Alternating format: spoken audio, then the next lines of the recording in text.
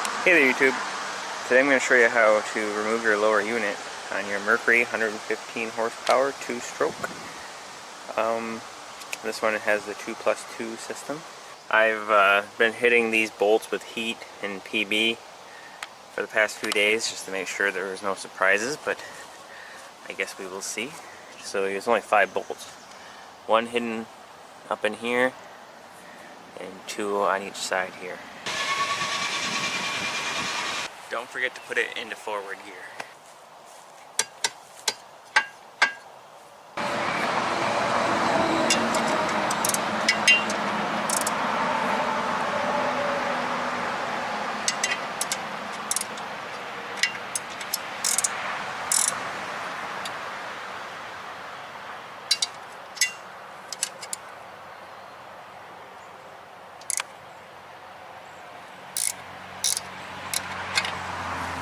Too good so far.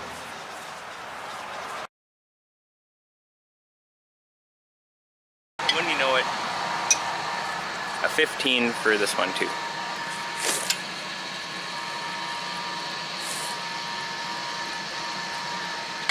Of course I couldn't get them all out without resorting to the universal wrench.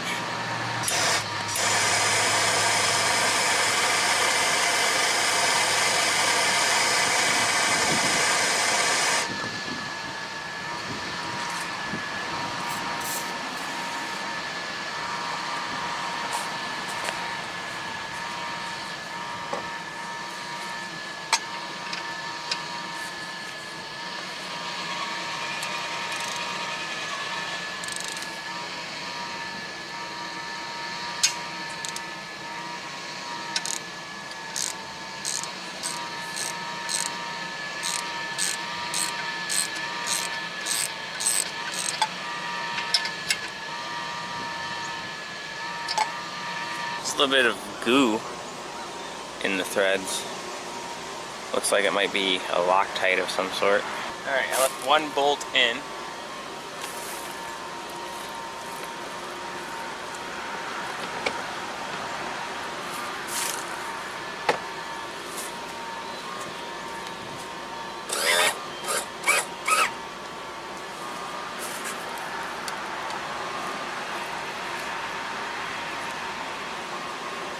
That is. Alright, I'm having some trouble getting it off, so I'm going to use a rubber mallet.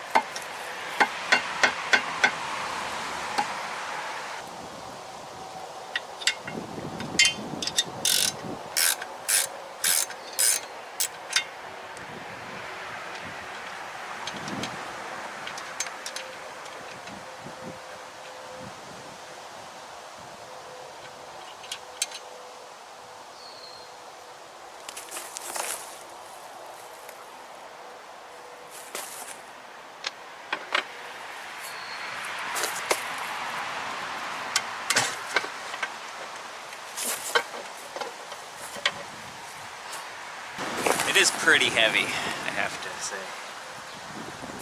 And it peed on me.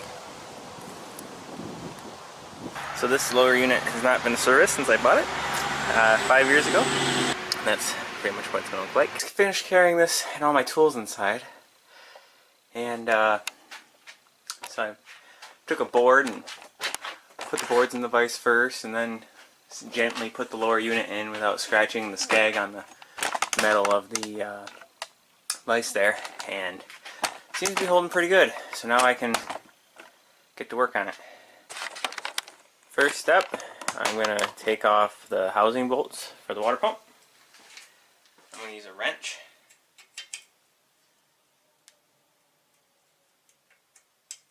Oh, either that's really easy or I just broke it. I think that one's just really easy. And try the next one.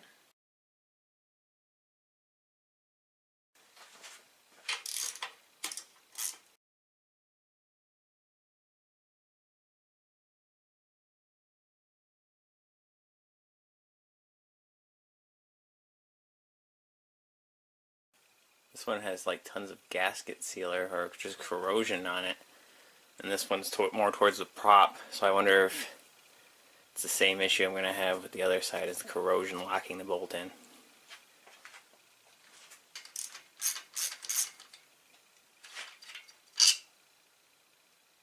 Rust.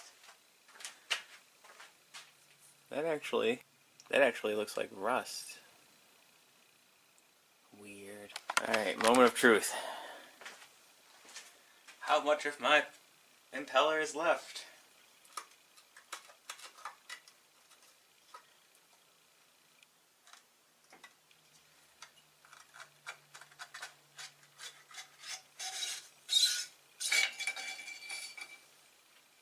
Oh, there's a lot of impeller left. The housing has some score marks right here. Maybe a rock got in, or... But other than that, I don't know why it overheated. Wow, this is still super rubbery. That's amazing. After 5 years. That's assuming the dealer that I bought it from used changed it.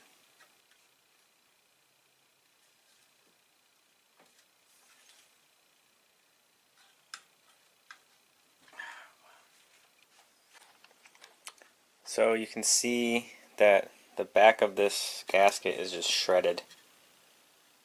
So that's probably why it's so corroded all in here. Either that, or I didn't notice there was any gasket here on the top. Almost like water was allowed to climb up the drive shaft here. I'll have to look into that. Still can't get this thing off. Alright, so apparently the reason there's so much corrosion on the drive shaft here, I don't know if it's corrosion, I guess I just call it like calcium buildup or something, is because there's supposed to be something on top of here called a slinger. And it's a gasket that sits on top of there that just keeps water and debris from pushing up and out of here. And so it looks like without that, the water just kind of comes up here a little bit and gets us dirty. I did have to fish the water tube seal out of the top part of like the shaft there, just above this.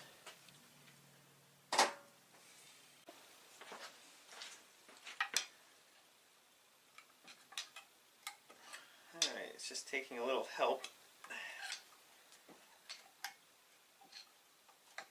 That thing does not want to come off. Oh. Keyway. Where's the key? Ho ho ho. I feel like if that dropped down in the engine, that would suck. This is a Mercury impeller. 47-43026. There's the top of the housing there, and I'm going to have to clean that up. This was sitting on here just like this, and I lifted it up, and that just looks bad. Yeah. Now I'm using a rag to get surface corrosion off of this. Let's see where I really have to scrub.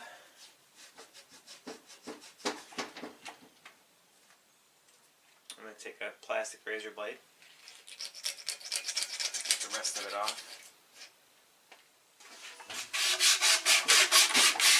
Put the first gasket on here, and you'll notice there's only one way to put this on and have the holes line up.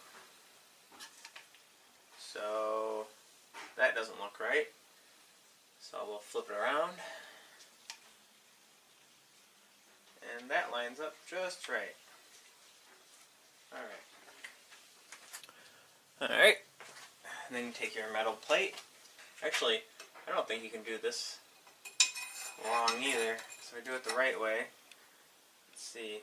Looks like the holes line up. So you really can't do this part wrong. The only thing you can do wrong is put them in the wrong order. It goes the one with the D, then the metal plate, and there'll be one that has a little line of red gasket material. the biggest hole there. And I think this goes up. Yeah. Okay. So that red, or whatever color that sealant is, goes up. Because again, it won't work upside down. Look at that. Isn't that nice? Alright, now I'm cleaning the threads on the bolts up. Put some grease right here.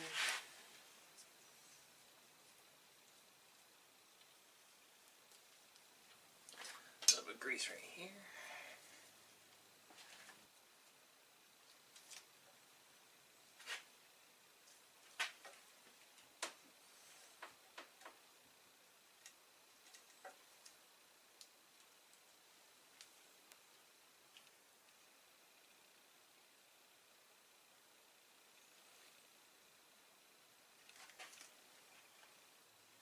I think it'd be easier to get it started inside of the cup. Seriously, this is like the whole hardest part of this whole thing.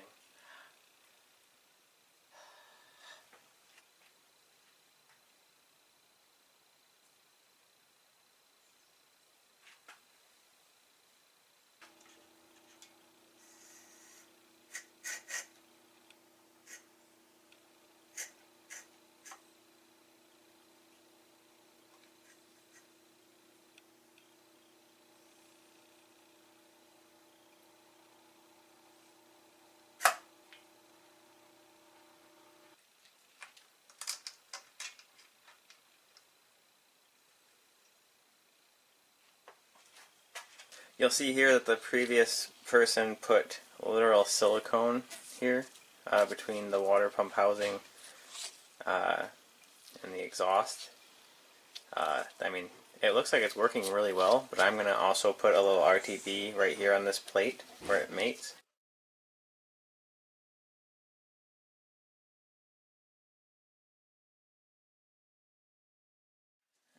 So I'm just going to tighten up these bolts.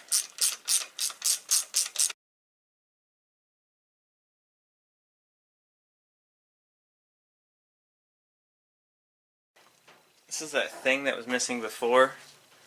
I'm just going to assume it's supposed to go on here.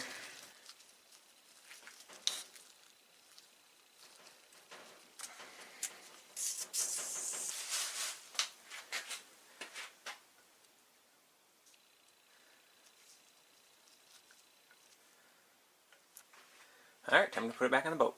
Alright, and before I put this back together, I'm cleaning up the threads with a nylon brush. And I'm going to put some blue 242 thread locker on them. Not so the bolts don't fall off, but so the water can't get up in there, and the calcium will form deposits inside the threads. That's why I was having such a tough time getting them off. Also, when you're doing this, make sure this thing doesn't fall off. This is like the adapter for your shifter. It is just literally held on there. By pressure, it will fall off. There's where that black tube thing's going to connect to. Alright, let's do this.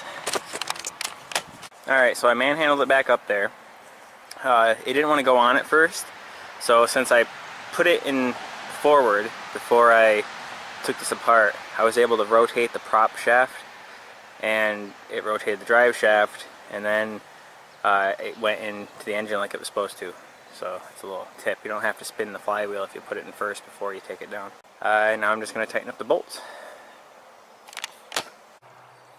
Alright, so I forgot to turn the camera back on, but be sure you check it before you go launch. A little bucket and some water works a lot better than the earmuffs. Thanks for watching.